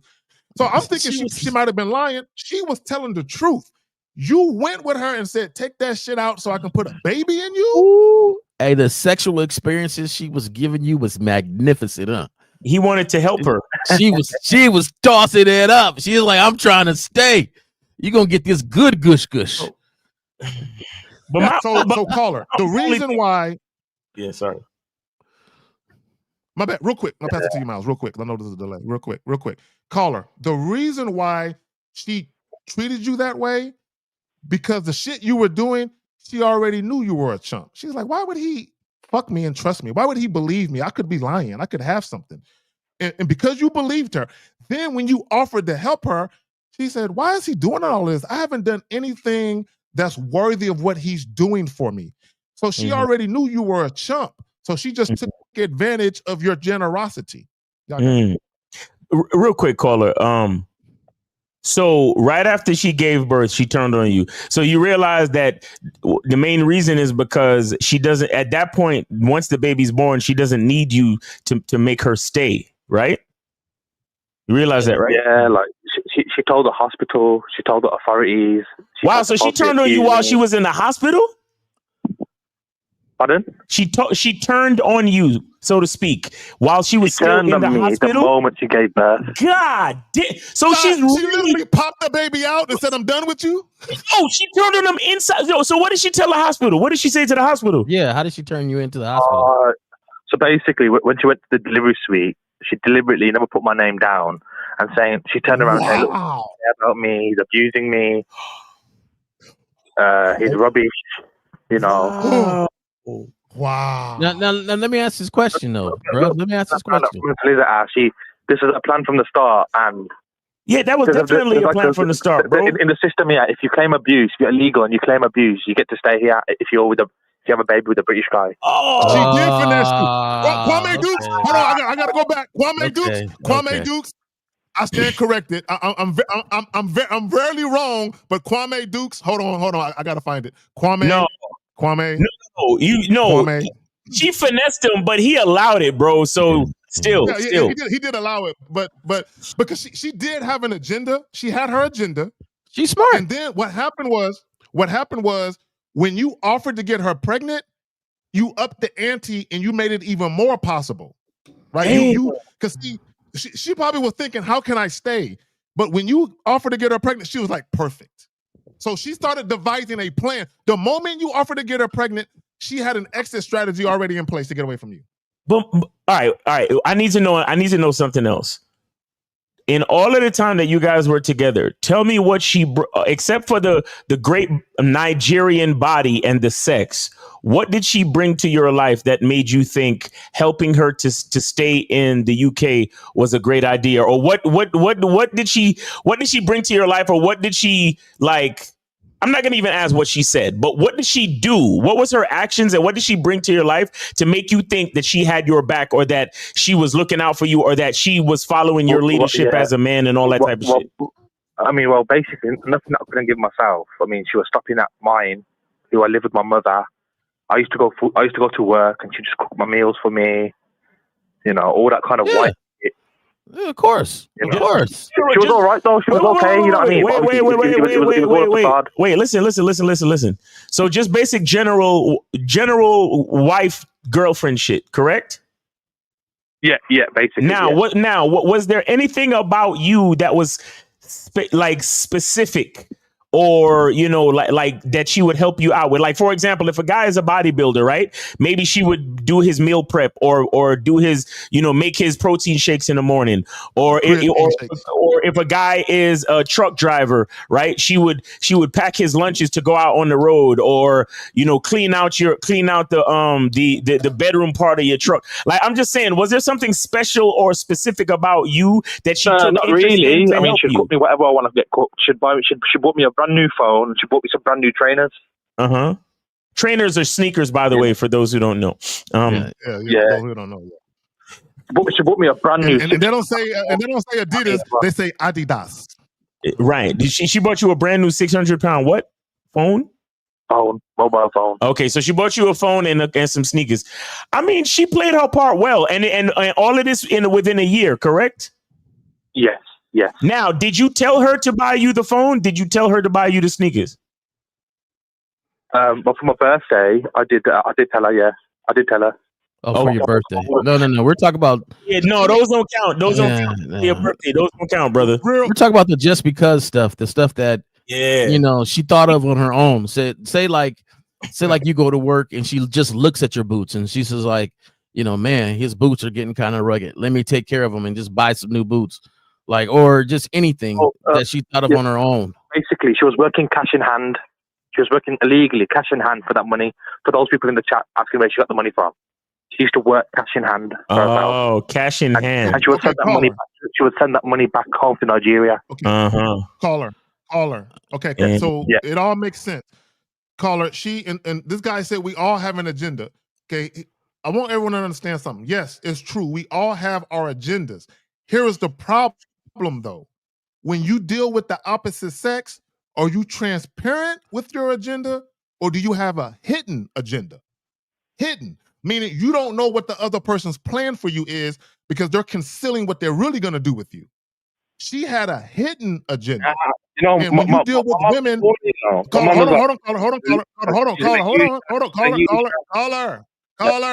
caller. Because there is a delay, interrupting me is not a good idea. You gotta let me get this off, right? When a woman has an agenda, and it's a hidden agenda, when you're not dealing with her on your terms, you're not gonna know she has a hidden agenda. And you're gonna get caught up. When you deal with women on your terms, you're gonna see if they have a hidden agenda because it's gonna be revealed to you. So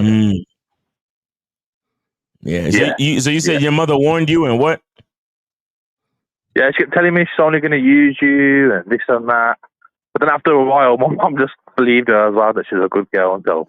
Oh, your mom believed the act too. Oh, this bitch was good. She played her part, man. She deserved a globe. This is why we tell you guys that the vetting process is a 12 to 18-month process on the basic end. Now you're in a situation where she actually had an agenda to try to gain citizenship. That takes even more vetting. You see what I'm saying?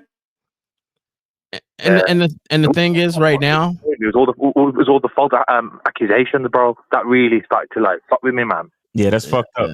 Now, how many times have you told this story? Go ahead. Pardon? How many times have you told this story? How many times have you expressed what you went through? Nah, this is the first time I've ever told anybody, really. Like, okay, good. I'm glad that is. We call this venting. So you vented. All right. Yeah, and the thing is, now the vent is over. And what's your plan for the rest of your life? Because it can't be about these women. That whole patch really messed me up. But now it's just to get that focus and get that center, back onto me. Just work on myself. And I was like a bit lonely, and I wanted women, but women are not on my. I've noticed women are not on my priority no more. It's just getting myself straight again. I'll be honest with you. You're not ready for no women right now. Yeah, you're not ready for no women. You don't trust your own. You don't trust your own instincts right now. You're not even ready for a woman. Yeah. But peep this out. So I'm struggling. Sometimes I think I'm emitting this kind of negative energy, and women can sense it straight away. Well, it's not even that. It's just the fact that you are so spited by this incident that you lost your steps on how you should move. And if we're the leaders and we don't know how to move, then how can we have somebody next to us following our moves? Yeah. You understand what I'm saying? Yeah. So number one, let's look at your baby mama in a different way. Okay. You can look at her and say, man, she is one dedicated person to her plan. She is smart, and she sacrificed her body and put it on the line to get what she wanted. Can you say the same for yourself? Yeah. But can you say the same for yourself, though? Like, we'll look down at her and say she played you, but she played it to the she had a kid. She sacrificed her life for her plan. Yeah, what do you do? What do you do for your plan to be successful? Basically, I'm just gonna save enough money and just invest in something. You know what I mean? Because at the moment, I was just No. Okay, Samuel. Yeah. It's not about great. Invest money, save money, make money. Your mentality, the way that you think, has been hindering you your whole adult life. It's interfering with your choices. You're not making good choices for yourself. It seems like when you're in the heat of the moment making these decisions, because you're infatuated with the women and you're getting the affection, the sex, and all that stuff that you like, you're in a fog. Your mind is in a fog with women. A lot of you guys, your mind is in a fog. The moment you start dealing with attractive women or women at all, you can't think, right? You literally allow your desires for that woman to take control of your decision making, and then you get caught up. But hold on real quick. Eugene's still with the $5. This is exactly what happens when a woman's looks infatuates a man. Sprinkle, sprinkle. Yeah, I got it. Man, I hope everybody listening to the show is learning from this man's mistakes, man. Honestly, man, this is rough. This is rough because this is one of those things where the shit is telegraphed. Oh, like, you're so right, Jillian. Everything I know about the world. Number one, Nigerians are scammers, and I don't mean to say that to be disrespectful to Nigerians in general, but in particular situations, you can't fucking trust a Nigerian. I'm sorry. Number two, you got distracted by her looks. Number three, like you literally went with her to the place to switch the contraceptive off, and then you automatically fucking got her pregnant. Like everything just kind of like, I don't know, bro. Like, I really don't know. Like, that bitch would have to do so much more to prove and earn her spot and earn my sperm.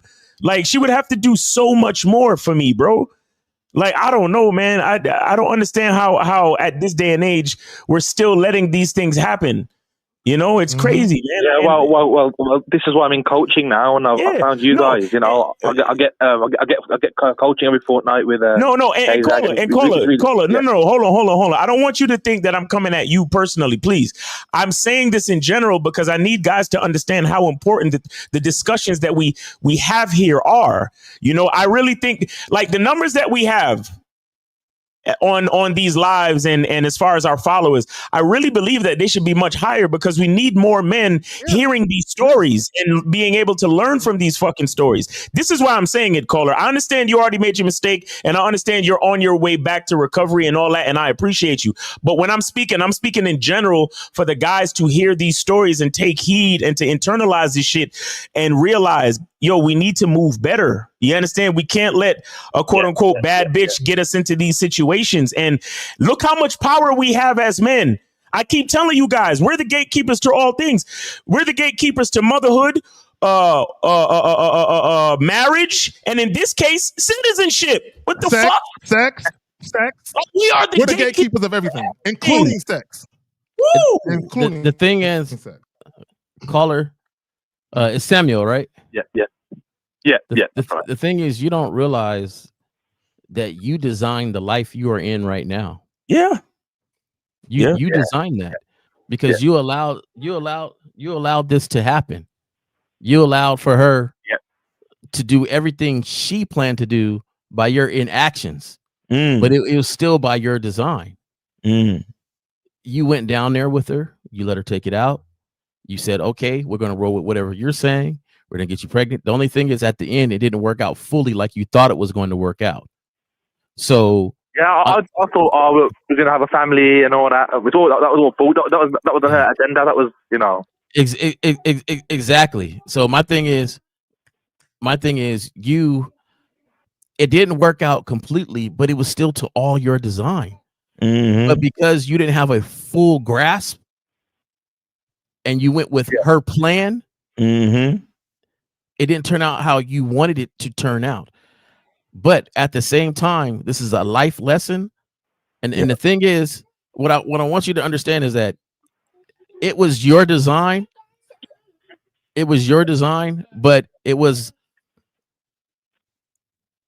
you made some mistakes. And the thing is, if you correct your mistakes and really understand that I need to have more of a hand on the wheel all the time, then things will be turned out a little different.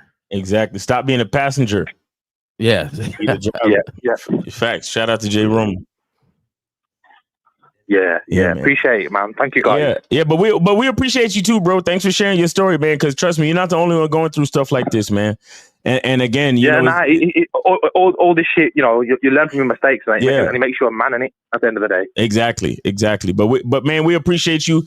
You know, keep getting your coaching calls with K-Zag, man. And definitely. It's like an older brother, and I really appreciate all the help. Thank you so much. Yeah, keep your head up and remember, and at this point now it's for the kids, bro. Like you're not all that fixing that you're doing is not to try to get women, and it's not for you. It's for your kids. All right. Yeah, definitely. Thank you, brother. Man. Thank you, man. Thanks for calling. Thanks for sharing your story. Take it easy, bro. All right. Man, crazy. But guys, 844-672-7300, 844-672-7300. Go ahead and call in. We have about 15 minutes left. So please call in. Do not wait till the end because it's Saturday. The weather's nice. We're not staying here all day. Please. Yeah. But hey, you know what's so crazy? There's some people. Jay, real quick, Jay Roman, real quick. All right, 847. On my hold so I can make this hold on, 847. Hold on 1 second. Go ahead, Kay. All right. Oh, Jay Roman, you said some real shit, and I think it's gonna be missed if I don't repeat. Woman might be your wife, girlfriend, or the mother of your child. That you're not selecting her just for you. Right?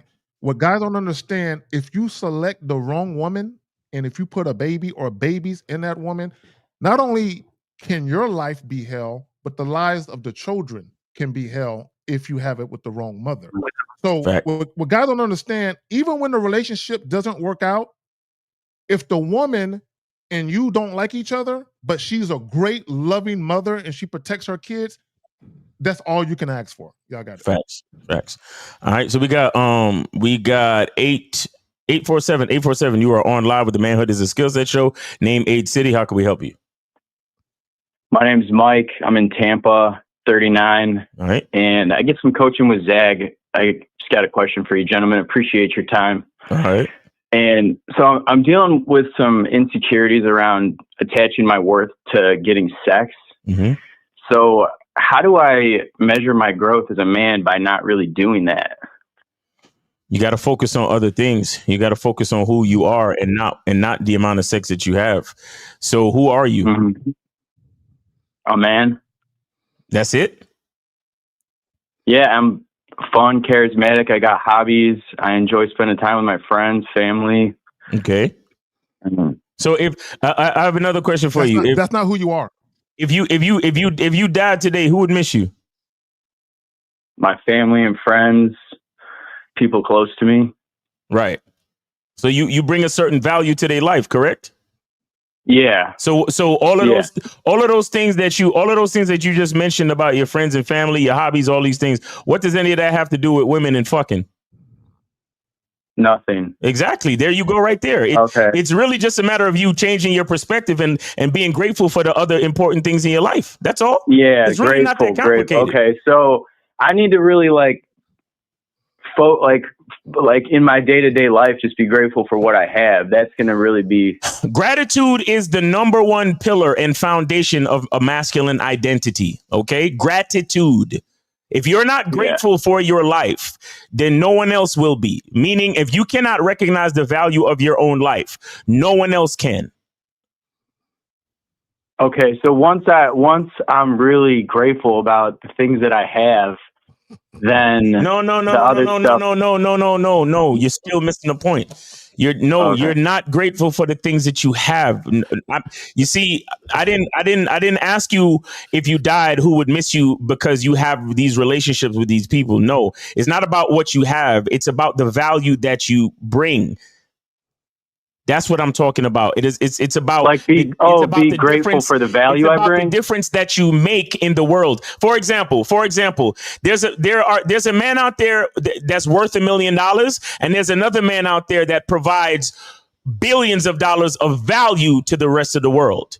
Okay. And he may not have $1 million in his bank account, but he provides that much in value to the rest of the world. Which man is more valuable? The one that provides it. Okay. Exactly. So, go ahead, Kate.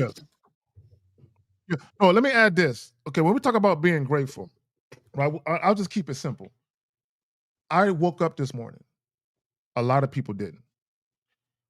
When I went to the bathroom, I had running water. I was able to brush my teeth, look in my mirror, wash my face, all that shit, right?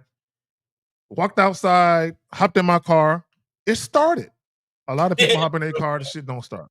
Real talk. No, some real shit. Now, and sometimes they don't have the money to figure out why it won't start. They just got to walk to the bus stop now. And they might not even have money to get an Uber. They're fucked. I'm not. I like that. You see what I'm saying? So there are things that I can do. Like today I went to the store. Perfect example. I went to the store. The lady in front of me, her debit card declined. Mine won't, because I got a lot of money in there. You know what I'm saying? You see what I'm saying? So there are things I got going on. This is how you should look at your life. It could be better, it could be worse. But how I got it now is far better than a whole lot of people got it right now.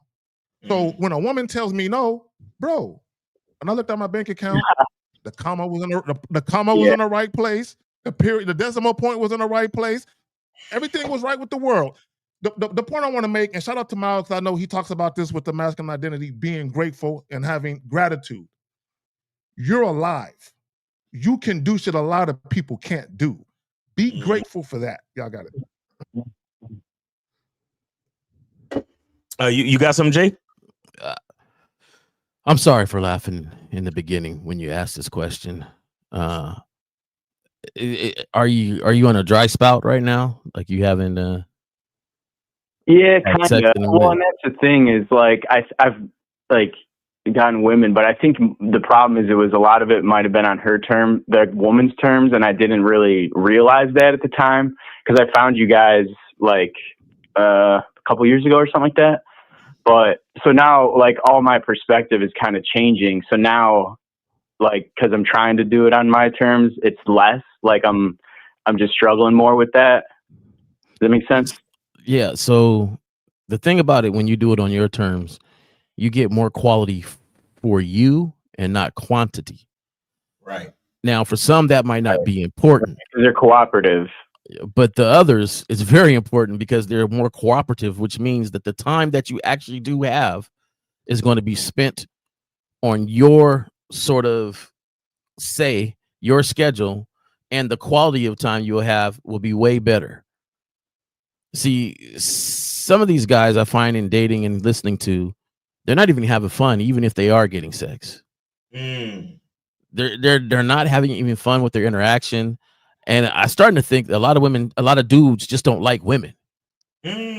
Like I love women. I love, everything about them. But at the same time, they don't rule my world. However, some of you guys act like y'all don't even like women. Like you blame them for everything. There's nothing they could do right, but yet you're still chasing behind them. I don't understand this. So my thing is, if you focus and it seems like you might have everything together, your friends and families and things like that, you're not worried about the quantity. You're more worried about the quality. And I said something to the other caller earlier. what would you sacrifice for your plan? Would you sacrifice easy? What would you sacrifice for your plan? Like, do you want a girl to come into your world and fuck it all up because you didn't vet her correctly? Would you sacrifice that, or is it the fact that you can fuck her right away, easy enough, cool enough?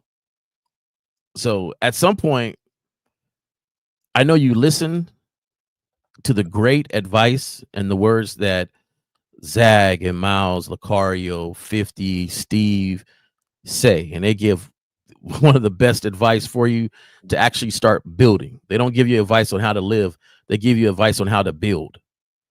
It's up to you to build it and live it. And I think that you guys have to really start understanding that if it was easy, everybody would do it. But it ain't easy. Mm-hmm. Yeah. So put your war paint on and get to war, man. It's just that. Like, there's gonna be some times where you meet a lot of unqualified women. So it's not really a dry spout. It's just that you haven't met qualified women around you. So every day you go meet different women. But it ain't really a dry spell. They didn't qualify to get what you got.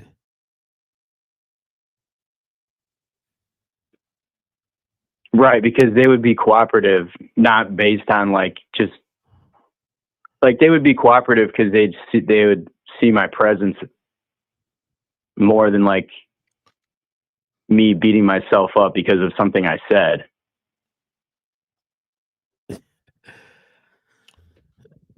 So, all right, real quick, and I'm gonna go back to this caller, real quick. Yeah. I'm gonna go back to this. First impressions isn't just an introduction; it becomes the truth she believes about you. This is what guys have to understand. And I'll ask you I'll ask you this question. It's a very simple question. Have you ever been introduced to somebody for the first time and you just had this feeling about them that they were a pushover, they were kind of weak, maybe they had a soft handshake, they don't make eye contact. Now, conversely, have you ever met somebody and you just got the notion that this person is not to be trifled with, like they have a serious demeanor about themselves? You ever meet somebody like that? Yeah. So this is the point I want to make with what I'm speaking to you about. If you've met people or been introduced to people and you had a perception instantly of how you think they might be based on how they presented themselves to you, women are doing the same thing every time. Just like you can tell in a matter of seconds that this person may be a certain way, women are doing the same thing in a matter of seconds or a minute. Based on how he's talking, what he's talking about, his tone, he might be this way. Even if her perception is not accurate, the fact that she perceives you a certain way is how she will ultimately treat you based on that perception. Does that make sense? Yeah. So this is what a lot of guys coaching think. with Zag. I think you need some more coaching with Zag because I'm hearing you on the fence for everything said. Like, you're even saying which is your term for agreeing with what Zach says, but you're even saying it like there's doubt. So there's something deeper than you just going out and talking. Like, you got to have confidence behind the things you do. And I think right now, invest in yourself, get with Zag, keep going, keep doing the work, and then going from there. There you go. Yeah, for sure. I mean, I definitely believe in myself. It's just I guess I'm just running in like I get maybe. No, you don't. No, you don't. No, you don't. Let me explain what I mean by you believe in yourself. I've had consultations with guys such as yourself, and they've told me, Zach, I have no problem approaching women. I just have a problem closing the deal or getting to the point of why I approached. There are plenty of guys that can walk up to women and talk, but most of them don't have the confidence to take the conversation somewhere sexual. See, walking up to a woman and saying, hi, how you doing? What brings you here? Any guy can do that. But once you start talking about what you really want to do with her, that's where most guys falter. So Are you truly confident then? Yeah, because I am. Like, I went out last night and I told, the one woman, it's like, your lips are distracting me. They're turning me on. Mm-hmm. But, and so like I did that a few times, and like the girl, like it's like they're on the surface level, like small talk stuff, and they just get like so thrown off. They're like, whoa. And then it's like, and maybe I'm just coming off like desperate or something. Like, See, but why would you say that? You see your words. Shout out to Miles. Your language exposes you. The other caller said he don't want to look like a creep. You're saying I don't want to look desperate. Why do y'all think these negative thoughts about yourself? Like, you think women are going to look at you in a negative way? Why do y'all do that? I've never done that. I don't think women look at me in a negative way. Now they could, but ask me if I care. But I never think about that. So maybe that's what I'm I just never caring think about what the woman thinks. Now, what is your conversation with women pass it to normally y'all. go like? Hold on, real quick. Let me say this, Jay Roman, because I know we short on time. I want you guys to Google the subconscious mind. For all you guys, 95% of your thoughts, your fears, your beliefs are in your subconscious mind. The fact that you said, I don't want to seem desperate, the fact it's in your subconscious mind because you said it consciously. It came out. So it's already embedded in your mind. When you talk to women, that thought comes out in how you act. Y'all don't understand that your subconscious mind controls your behaviors. Y'all got it. All right, caller.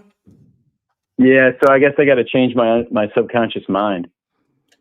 You got to continue to get coaching, and you got to learn what true gratitude really means. Like, I think you're still having trouble with that idea. Yeah, and providing value. Not providing value only, but recognizing value, because there's a lot of value that you possess that you don't know is there. You're still thinking negatively of yourself because you don't understand your value. Yeah. Like your whole thing is to fuck a woman, but you don't understand anything beyond that, right? You don't understand your abilities, there's nothing more for the woman to appreciate after you have sex with her, and that's a part that's missing. I'm gonna be 100% honest, man. You're like one of the first guys that I feel like is there, but you really, really need the tree of coaching. And I don't know if you guys notice, like, a lot of the callers, and I don't think they even did it on purpose. Between Lucario, Miles, Steve the Dean, 1950, and Zag, they all touch on this tree, but on different branches going up, right? And you can kind of intertwine their coaching. Miles starts off with a great one of really defining yourself and knowing yourself. Then Zag kind of swings in between on the approaches and dating and things like that. And you got Lucario, mastermind of really vetting the vetting process. You got 1950, who's my cousin, real life cousin, who has always been since he was younger, an abrupt, this is who I am. And then, of course, you got Steve the Dean on this tree with all these branches telling you how to put it all and make it work within yourself, right? So together, there's this complete whole program of game. And I'm not saying get it all at once, but at the same time, what's been missing out of our society is guys don't gather like this and talk a lot like this. Right. It used to be where you had a big family and all the men would go in the garage or go in the yard or go somewhere and they would have some real conversations. Right. But that doesn't happen too much a lot. And if it does, it's always women are now in that garage to really have this conversation, to really break down things even that you should not be doing. There was the barbershop and things like that a lot of people don't get this conversation with. And the thing is, now you have these gentlemen that with this tree, I say like it's like a tree of game where they cover all the different branches and stuff. So at one point in time, you should get advice from all of them. But at the same time, like you got to start the journey because you're there because you're repeating some of the things that you need to do. Now you need to start acting on the things and actually really believing it, though. Mm-hmm. Right. There's a difference between me doing something because somebody told me I should do it and I'm a listener. And so I go do it. but there's a difference between believing in what they're telling me to do. Because now I'm doing it with a purpose, and that purpose is going to fit me and what I am and who I am. And I think that's the thing that you're missing, or a lot of people, not you, but a lot of people that miss when they come to these avenues and these channels, that there's a factor that has to be you in there, and you have to believe and put that confidence. And to me, no better place than here and the 1950 and Steve the Dean, Lucario, Miles, Zag, to really hone in those skills. And then you'll start going out and really doing it. Don't cheapen yourself, right? You can't do it a cheap way. You got to invest. Caller. And so, caller, my bad. Jay Roman, go ahead, Jay Roman. Hey, real quick, I want to read something to you, caller, and I want y'all to think about something. The subconscious mind is part of the brain that operates below conscious awareness, influencing thoughts, habits, and actions without direct knowledge. So let me explain what I mean by that. There is a popular video of this woman interviewing, I think he's a wrestler. He had his shirt off, muscular dude. She's interviewing him, and his wife, the wrestler's wife, is right next to him. But while this woman is interviewing him, she bites her lip. She starts to bite. She starts to bite her, and she doesn't know she's doing it. But she is so sexually attracted to the guy, she doesn't know that her facial expressions are giving it away. That's how the subconscious mind works, where you do certain things and you don't realize you're doing it because it's so much a part of your subconscious. Facts. What wasn't it Bruce Lee that say? And real quick, yeah, go ahead. No, wasn't it Bruce Lee that said there's a saying that he has, or like, don't put yourself down because at one point you'll start to believe it. Yeah, something like that. Yes. Speaking things into existence and things like that. So yes. When you have those intrusive or invasive thoughts, and you start to think negative thoughts, it literally becomes part of your subconscious. So when you talk to women, it's always there. So what happens is, this is what happens when you talk to women. There's always something stopping you from going an extra mile to say what you want to say, and it's that one thing in your subconscious that's hindering you. Right. Well, caller, we appreciate you, man. Thanks for supporting the show, gentlemen. Thank you. Yeah, make sure you go back and get your consultations from K Zaggin, man. All right, appreciate you, brother. Yeah, cool. Oh, sorry. All right, we got it. Yeah, I even tell my son one day, not too long ago, I was in this walking boot. I had surgery and stuff, and my son looks at me with this little funny smile. I was like, "Hey, Dad, you want to race?" Right? And I'm like, "Yeah, let's do it. I'm gonna win." And he kind of looks at me like, "What?" And I said, "I never go into anything thinking I'm gonna lose. Right. I always think I'm going to win." And I was mainly teaching him the point that, look, I don't care what the situation is. I always feel like I'm gonna win.